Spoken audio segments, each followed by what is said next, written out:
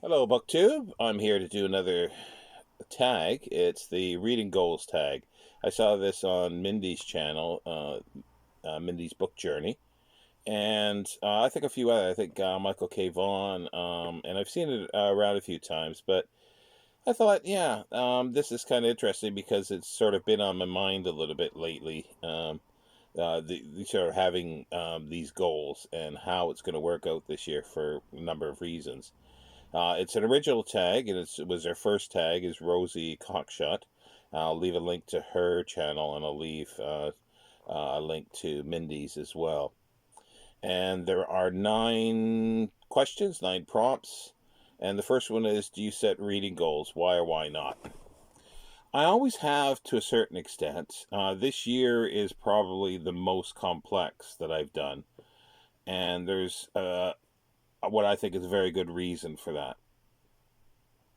In the past, I've always uh, my goal was to read as much as I could, at any time, and I would always look ahead. Like once I was finished something, I would try to see, okay, what do I want to read in the next little while, and then, but it never was sort of written in stone because sometimes I got sidetracked on another topic, especially reading nonfiction or an author, and I go, oh, I want to read more, and I would jump in and read as much as I could by that author. This year, because of last year, at the beginning of 2021, I had some health issues and along with that, got COVID. And I'm still a year later, or almost, it'll be a year since I had COVID in a few weeks, at the beginning uh, of, uh, of January, basically, yeah, around this time. Or beginning of February, sorry. And I've had a lot of issues, cognitive issues, sleep issues, just a whole 9 yards of them. And for the first, for like February, March, and it wasn't really until April I could actually read, that I was well enough to start to read, but I found that I couldn't read nonfiction at all. My mind was wandering too much, but I was able to slowly get back into reading fiction. So I sunk my teeth in, and every week was I would sort of choose the books I would read the following week, and that's how I did it. And there was blips in it because I sort of had relapses and other things were happening that I couldn't, health wise, that I couldn't do some of that. But this year, but I did find it as I found it very useful for the cognitive issues and sort of structuring my day, because of the long COVID issues and not working. So I needed some structure. So this year I've decided to go a little more, and I've got a year long. Well, it might turn out to be a year long project. The Future History project by it's Isaac Asimov's Future History, his Robot Empire and Foundation stories, and a few other novels thrown in of his, as well as pastiche or items or stories and novels written by other authors that are set within his universe, and trying to read them in a chronological order. And I'm also reading other critical material and autobiographical material, some rereading and some for the first time this year. And that's structured, and with BookTube, it sort of gives me, as I say, just a structure for my days, and a goal that every day, that if I'm not feeling too well, I focus on that day, on that goal. I've been finding it very, very helpful. If it wasn't for the reading, I don't in books, I don't know what I would have done for the last year. Um, so yeah, and so yeah, like that's sort of the reading, and there's other goals that I have this year as well.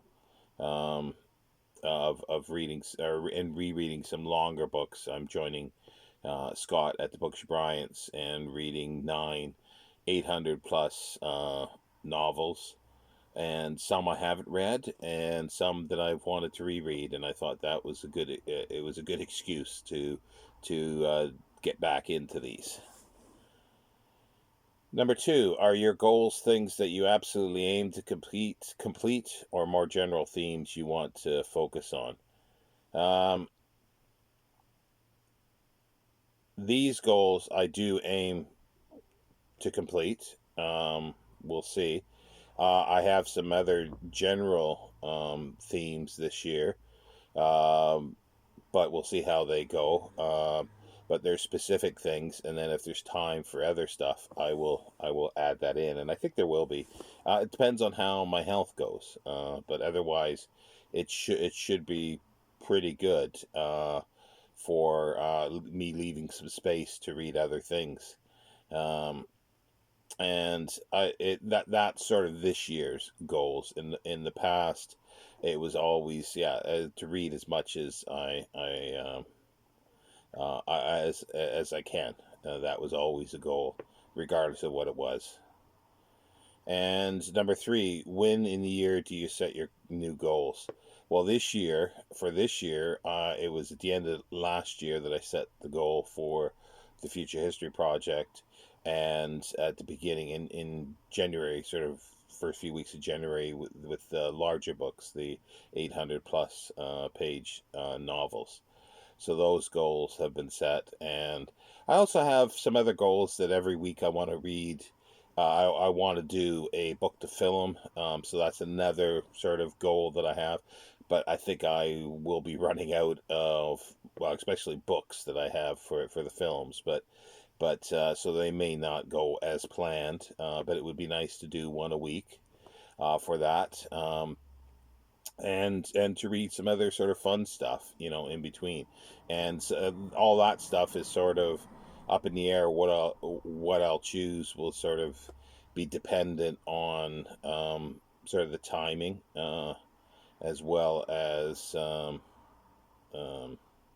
everything else. But that's sort of how I sort of planned this year, and most of that has been done sort of October, November, December, and January of this year, sort of thinking about what I want to do and how it can fit in and how it will be structured enough to help me, I think. Number 4, do you have any long-standing goals that you aim for every year? If yes, what are they? Well, as I say, the long-standing goal is to read as much as I can. That has always been. I've had other goals in the past, but they never were sort of year-long goals. They were sort of I would look at things and go, okay, well, I'm reading this now. This author. Oh, I want to now explore everything else by that author, and I would do that. That would be my short-term goal. But it always would be my long-term goal would be to read as much as I can. And I always maintained throughout university and working through university in the early 90s that I would definitely, late 80s and early 90s, that I would read at least 3 hours a day. And that's above and beyond everything. And I maintained that and exceeded it on most days. So, but I left it small enough or low enough to be doable. Number 5, what type of goal has been the most successful by whatever metric you choose in the past? Well, as I say, reading the 3 hours a day or as much as possible throughout the year. And also, too, I had a goal that I was having while I was in university that I thoroughly enjoyed. Sunday, for all the time that I was in Canada, and I'd watch the public broadcasting, the WGBH, I think it was, American NPR, National Public. No, that's radio. Sorry, but it was a commercial free TV station, I think, out of Boston, and every Sunday night, they would have a whole evening of mostly British drama, comedy, you name it. Like there was the mystery theater that they'd play all sorts of stuff. Agatha Christie, it was all these British, and then there was Masterpiece Theater that had played the dramas, and then they would go through sometimes at like 11 o'clock or 10 o'clock. I think it was 11 o'clock at night was the last thing, and they would play. Uh, say upstairs, downstairs. It was all British. Like it was a whole evening of British from about 7 o'clock, 8 o'clock onward, for about 4 or 5 hours. And so I structured my Sundays for this. I was working as a security guard for a number of years, and I did 12-hour shifts, like a 7 p.m. to 7 a.m. Friday night and Saturday night in a courthouse. So there was nobody there. It was like Friday, everything was shut up. So I would have a 12-hour shift. I spent most of my time studying biblical Hebrew, to be honest, and doing other work, but also reading a little bit as well. But when I came home on Sunday, this is the point, that I come home on Sunday, I'd sleep for about 3 hours, 4 hours maximum, and then I'd be up and I would read. I would basically unplug the phone, so I tuned out the outside world completely, and I would read British fiction on Sunday, whatever that happened to be, whether it be P.G. Wodehouse, you name it. The strange. That's when I think I first read the Strangers and Brothers series, but I didn't, because I got into that. I didn't confine it just to the Sundays. I couldn't, because I continued to read it until I was done. But I would spend the whole Sunday while I was doing it reading something like that, and that I thought was a very successful goal. It was able for me to shut off the world, and and not do any homework, not do any homework, studying, or anything on that day once I got home on Sunday morning from work, and that was extremely um, pleasurable. And I want to get back into that a little bit now. I've been now trying to read something that is British for Sunday. I don't quite have everything to hand here, but it's the kind of thing that I want to do. I want to start structuring my Sundays for this, and read some British stuff and watch some British TV. Television shows or films. And it's not so much the watching is not reading, but that's my goal for reading. I want to get back to. And uh, and then number 6, what type of goal has not gone to plan, and what went wrong? Well, the most recent one was last year. Lawrence um, Ellsworth. I always want to say Emsworth because I'm thinking of P.G. Wodehouse.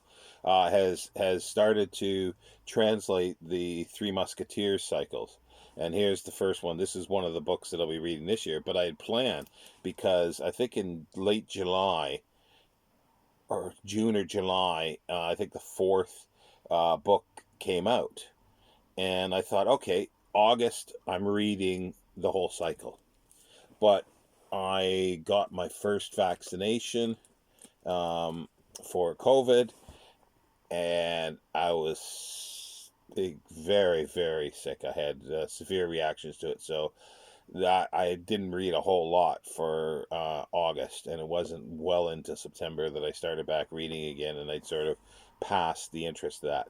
So that went wrong for that reason. Number 7, do you change your goals based on how the last reading year has gone? Not really. We'll see it. Well, this is the first year that I've sort of planned out a year ahead, and we'll see. I do have other goals that either will start at the end of this year or for next year, for 2023. Uh, but I have to sort of sneak up on those slowly. As the saying goes, slowly, slowly, catchy monkey. So it'll be a while before I can get to those. Number 8. Do you track your reading goals? If so, how?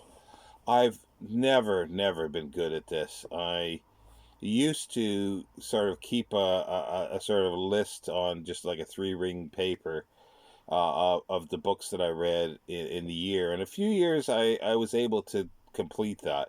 But I keep starting again, and I just never keep up with it. I don't know why. I more think of because it's not really important for me to keep that kind of record. It's nice to see because there's stuff that I completely forgot that I've read, and it would be nice to look back on to see. And I realize that, and I keep telling myself that. But like last year when I started reading again after being sick with COVID, I started keeping a list of books, and I kept that from sort of late April, I think, till about June. I think it was, yeah, somewhere May, April, May, June, sometime in late June. And I've got that written down, but then I stopped doing it. And I haven't done it since. And it's just sort of, and I know basically, well, every week I want to do X amount. So I have the long term goal, but I have the weekly sort of one. And that's where BookTube is very structured and good for this, because I'm going to try to do my weekly read. So then I'll say, this is what I plan on reading next week. Um, and I sort of and that's going to be the only way, I guess, that I keep track is through BookTube. Is going to be number yeah, number 9. This is the last one here. Has any of this changed a lot over the course of your reading life? Well, I sort of have been talking about that in essence. Yes, it has, because I never really had like long term goals. I'd have goals, like I say, it'd be based on what I was reading, and then go, okay, well, I want to delve into this subject if it's nonfiction. So I'll start reading this over the next little while. It's like I have so many interests, and a lot of it's nonfiction. And I started, or I finished 2019, or while I was reading it at the end, yeah, 2019, I got back into African history because my local bookstore had a lot of South African, like Zulu War material. So I got the bite into that, and I started reading it, and you could see, like, I've still got stacks here of material that I haven't read yet. Some of it I have in the past, but I wanted to reread. So, and then I got ill. So, but um, so yeah, so I've always made those kind of things, but this is the first time. I guess this is the biggest change for a long time, is to sort of have a year-long reading goals. This is the biggest change, I would say, for me, and it's more for structure. How it'll work out is time will tell. And as I say, I'm on BookTube here, so it is helping me with the structuring my life under the circumstances that I have, and we'll see how that goes. And then number 10 is, just look at time. Yeah, number 10 is tag some friends. Well, that was actually number 1, but I don't know why people are putting that as number 1 now, so I always move it to the last. Sue me. um, so yeah, so I know a lot of people have done this. I'm not tagging anybody specifically. I'm doing the cop out and say that if any booktubers are watching this, if you're interested, then feel free, and um, I'll make sure that I put the prompts down below, because I'm having difficulty, but I figured out a way of copying stuff, and I put it in a mail, sort of a draft mail, and I set it up there, and then copy it from that and put it into the the description box. See, that's where my brain fog clicks in occasionally, that I can't think of a word. But anyway, yeah, so I think there's one more that's been going around. There's, despite the name, it is the something about Atwood tag, about Margaret Atwood, but it's not really the questions aren't specifically about her, but they're using her as the basis, so I can get over my sort of dislike of that and be able to do that. I'm not sure when I'll do it. Maybe over the weekend. I'll see. But anyway, take care, BookTube. I'll see you next time.